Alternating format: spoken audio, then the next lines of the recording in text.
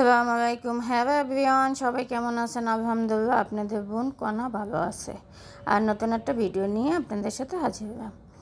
আমি আজকে রান্না বান্না করব, আর দেরি হয়ে গেছে। আর আমাদের বাসায় এসে বেশিরভাগ গ্যাস থাকে না, গ্যাসের অনেক সমস্যা। গ্যাস সকাল 6টা বাজে যায় আর আসে শুক্রবার দিন 3টা-4টা বাজে, অনেক সময় 2টা বাজে আসে, কিন্তু আজকে দেরি করে আসছে। আর আমি কিচেনটা একটু রং করছি, এই জন্য দেরি হয়ে গেছে।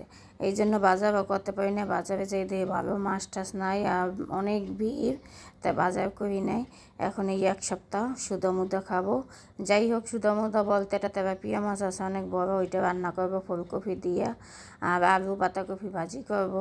এইটা দুপুরে খাওয়াই, দুপুরে খাইতে খাইতেই 4টা বেজে যাবে, 5টা। আর রাত্রে দেখি অন্য কিছু খাবো, কি খাওয়া যায়। আর এখন এইটাই রান্না করব। আর মাংস ছিল, কিন্তু ওইটা রান্না করব না, পরে রান্না করব। আর এখন এই ভাজিটা বসাই দিছি জটপটাইয়া।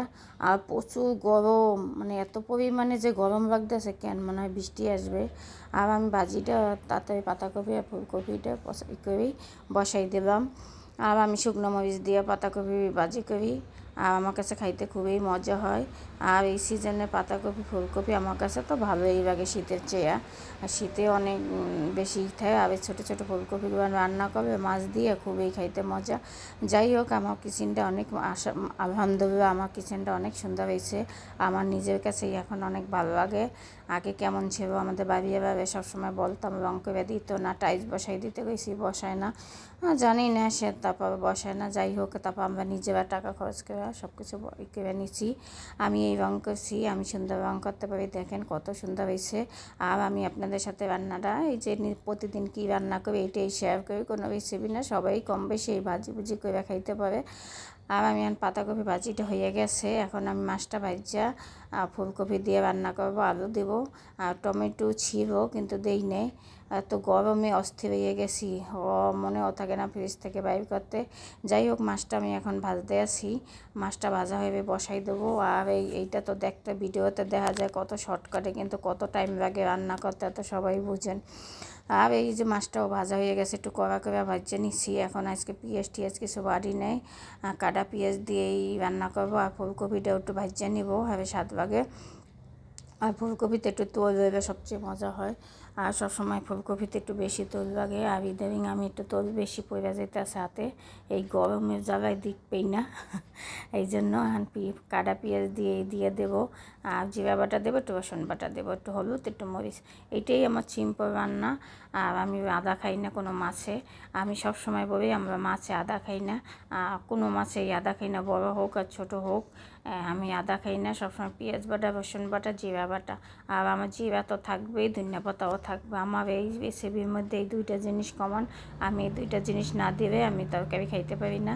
আপনাদের কাছে কার কার ভালো লাগে ধনিয়া পাতা দিয়ে ফুলকপি, বা সব তরকারিতে ধনিয়া পাতা পছন্দ করেন? অনেক দেশের মানুষে ধনিয়া পাতা খায় না, কিন্তু আমাদের বরিশালে বেশিরভাগ ধনিয়া পাতা। আর আমি দিশা পাই না, তত্ত্বে জামা চেঞ্জ করে আসছি, টি শার্ট পরে একেবারে গরমে অস্থির হয়ে গেছি। আর ওই লিপস্টিকটাও আমার ঠোঁটে মানায় না, গোলাপ পিঙ্ক কালার, জানি না কেন জানি, এই জন্য লিপস্টিক মুছছে, একটু লিপস্টিকটাও দিয়ে আসলাম।